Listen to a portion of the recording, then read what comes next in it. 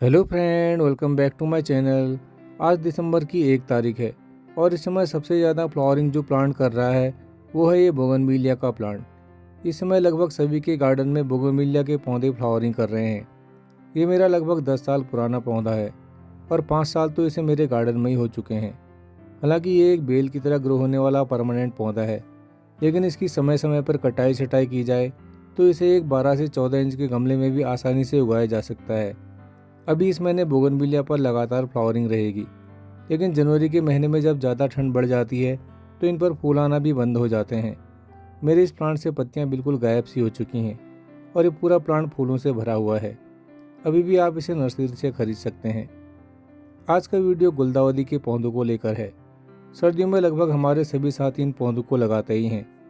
इस समय पर नर्सरी पर आपको इसके कई पौधे 50 से 60 रुपये की रेंज में आसानी से मिल जाएंगे। इन पौधों को जनरली परमानेंट माना जाता है, लेकिन लास्ट ईयर मेरे पास इसके 5 से 7 पौधे थे और अभी उनमें से बचे 2 ही पौधे इस बार के लिए बच पाए हैं। ये 2 पौधे भी इसीलिए बच पाए क्योंकि इनको बरसात के आसपास कटिंग से मैंने अलग गमलों में लगा दिया था।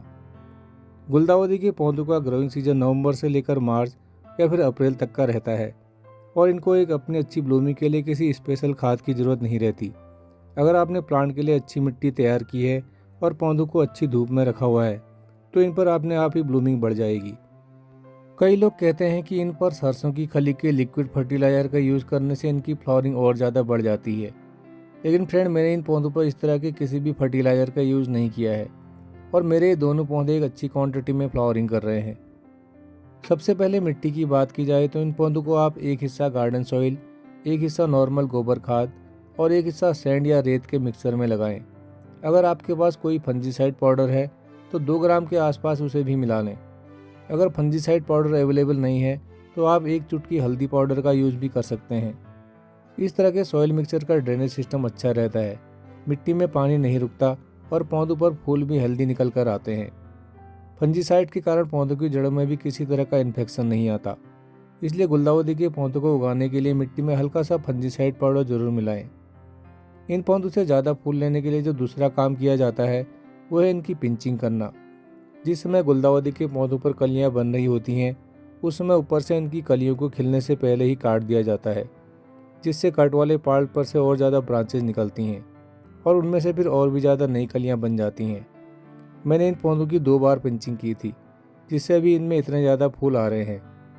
गुलदाउदी के जिन पौधों की पिंचिंग नहीं की जाती है वे फिर बस लंबाई में ही ज़्यादा बढ़ते हैं और फिर इनमें बस टिप पर ही कुछ फूल दिखाई देते हैं। लेकिन पिंचिंग उस समय की जाती है जब पौधों पर कलियां बनना शुरू होती हैं। इस तरह के मैच्योर पौधों की अब पिंचिंग नहीं की जाती। इसके फूलों की बात की जाए तो लगभग 15 से 20 दिन पहले ही इस पर फ्लावरिंग स्टार्ट हुई है और अभी कुछ कलियां पूरी तरीके से खिल चुकी हैं और कुछ नई कलियां भी अभी बनने में ही हैं।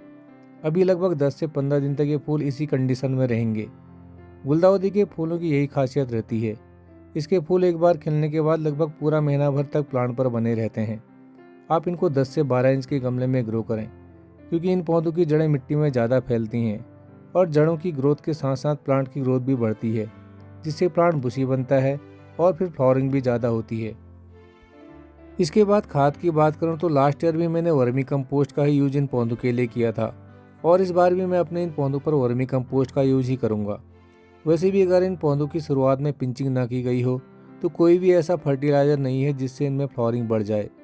इसलिए किसी भी वीडियो को देखकर अपने गुलदाउदी के पौधों पर तरह तरह के केमिकल फर्टिलाइजर का यूज करके ज़्यादा एक्सपेरिमेंट करना ठीक नहीं है।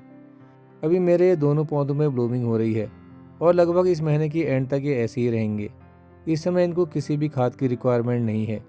इसके बाद जब इनके फूल सूखने लगेंगे तो मैं उन सूखे हुए फूलों को प्लांट पर से कट कर दूंगा, यानी कि बाद में अब हमको सूखे हुए फूलों की पिंचिंग करनी है। पिंचिंग करने के बाद ही इनके गमलों की मिट्टी की गुड़ाई करके इसमें 1 मुट्ठी के आसपास वर्मी कंपोस्ट या फिर पुरानी गोबर खाद मिलाई जा सकती है। इस समय ठंड का महीना है, इसलिए आप कंपोस्ट के साथ साथ 8 से 10 दाने डीएपी के भी यूज कर सकते हैं। डीएपी का असर पौधों में जल्दी आता है और पौधे जल्दी फ्लावरिंग पर आ जाते हैं। इससे फूलों का रंग भी ज़्यादा डार्क निकल कर आता है और फूल काफ़ी लॉन्ग लास्टिंग भी रहते हैं। इसके बाद सनलाइट की बात करें तो गुलदाउदी के पौधों को आप आजकल की दिन भर की धूप वाली जगह पर ग्रो करें। एक प्रॉपर टेम्परेचर के मिलने से ही फूलों वाले पौधों में फ्लावरिंग को प्रमोट करने वाले हार्मोन्स एक्टिवेट होते हैं। अगर आप इनको कम धूप वाली जगह पर ग्रो करेंगे तो इन पर फूल भी कम आएंगे और इनकी पत्तियों में कीड़े लगने जैसी प्रॉब्लम भी सामने आ सकती है।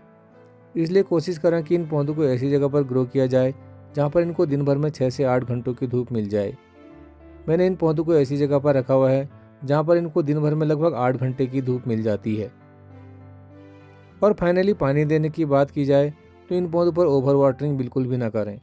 गमले की मिट्टी को रेगुलरली चेक करते रहें और जब भी लगे कि ऊपर की लगभग 1 से 2 इंच की मिट्टी सूख चुकी है तो पानी दे दें। तो फ्रेंड, ये था गुलदाउदी के प्लांट की केयर टिप्स को लेकर आज का ये वीडियो। आई होप कि आज के इस वीडियो से आपको कुछ ना कुछ हेल्प ज़रूर मिली होगी। आज के वीडियो से रिलेटेड किसी भी क्वेश्चन के लिए या फिर अपनी ओर से किसी भी सुझाव के लिए कमेंट बॉक्स में अपनी राय ज़रूर शेयर कीजिएगा। अभी के लिए बस इतना ही, फिर मिलते हैं किसी नए वीडियो में किसी नए टॉपिक के साथ। तब तक देखते रहिए gardening with RPJ. Thanks and happy gardening.